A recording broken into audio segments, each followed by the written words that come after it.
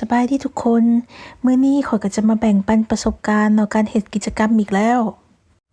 มื้อนี้ก็เป็นมื้อพักข้อยก็เลยมีนัดกับหมู่เพื่อจะมาเฮ็ดเซรามิกนำกัน เป็นหมู่ที่เรียนมหาลัยเดียวกันแล้วก็อยู่นำกันเนาะอยู่อพาร์ตเมนต์เดียวกัน หลังจากที่เรียนจบแล้วข้อยก็มาฮอดแล้วเนาะบ่อนเฮ็ดเซรามิก คิดว่าอยู่ลาวเฮาก็มีคือกันเนาะกิจกรรมแบบนี้ เข้ามาทางในก็จะมีโต๊ะและอุปกรณ์ต่างๆที่ทางห้านเพิ่นได้จัดไว้แล้ว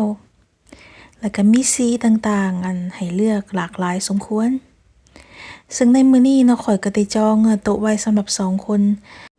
ข้อยได้จองไว้เพียง2ชั่วโมงเนาะมื้อนี้ข้อยก็จะมาเฮ็ดเซรามิกที่เป็นจานเนาะเพื่อเป็นของขวัญให้กับแม่ของคนที่ข้อยรู้จัก ซึ่งเพิ่นก็เป็นผู้ที่ข้อยนับถือหลายสมควร นั่นก็คือ Godfather ของมิลินเนาะซึ่งข้อยก็บ่มั่นใจว่าภาษาลาวเพิ่นเอิ้นว่าพ่ออุปถัมภ์บ่หรือพ่อผู้ที่2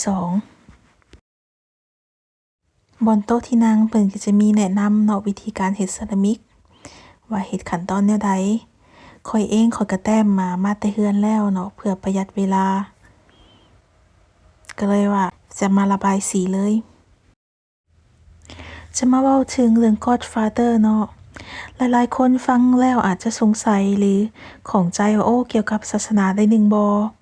ข้อยก็เป็นคนลาวปกตินี่เนาะถือศาสนาพุทธส่วนพ่อมิลินเองเราก็บ่ได้ถือศาสนาใดสำหรับข้อยแล้วการมี Godfather ให้มิลินนั่นแม่นเป็นสิ่งที่สำคัญหลายเพราะเพิ่นเป็นคนที่ข้อยเลือกและเป็นคนที่ข้อยวางใจหมายความว่าเป็นทั้งผู้ที่จะให้คำปรึกษาสนับสนุนและให้คำแนะนำต่างๆเว้าหลักๆก็คืออยากให้ลาวเป็นตัวแบบให้แก่มิลินเนาะแล้วเป็นหยังจึงมี Godfather ข้อยคิดว่าเนาะมันเว้าถึงความสบายใจหลายกว่าเฮาก็บ่ฮู้อนาคตจะเกิดหยังขึ้นถ้าหากว่ามื้อใดมื้อหนึ่งเนาะบ่มีพ่อบ่มีแม่แล้ว Godfather เพิ่นก็จะเป็นผู้หนึ่งที่ช่วยเหลือลูกของเฮามันเว้าถึงการวางแผนในอนาคตถ้าหากว่าเกิดหยังขึ้นข้อยก็ยังอยากให้มิลินสามารถเชื่อมโยงและพัวพันกับครอบครัวข้อยที่อยู่ลาวได้มาเว้าถึงการเฮ็ดเซรามิกกันต่อเนาะมันบ่แม่นแต่เป็นการสร้างสิ่งของที่สวยงามเนาะแต่มันเป็นการที่เฮาได้ใช้เวลาช้าลงแล้วก็ได้ใช้เวลาเฮ็ดกิจกรรมอยู่กับหมู่เพื่อนได้พากันแต้มได้พากันระบายสีแล้วก็ลมกันไปนำถือว่าเป็นกิจกรรมที่ผ่อนคลายสมควรมื้อนี้เนาะก็เห็นมีครอบครัวมีหมู่เพื่อนแล้วก็มีพ่อแม่เนาะกับลูกเขาเจ้าก็มาเฮ็ดกิจกรรมนี้การเฮ็ดเซรามิกนี่ข้อยก็คิดว่าเป็นกิจกรรมหนึ่งเนาะในอนาคตซึ่งข้อยจะเฮ็ดต่อกับมิริน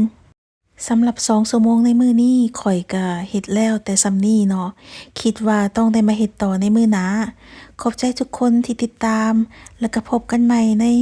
วิดีโอหน้าบ๊ายบาย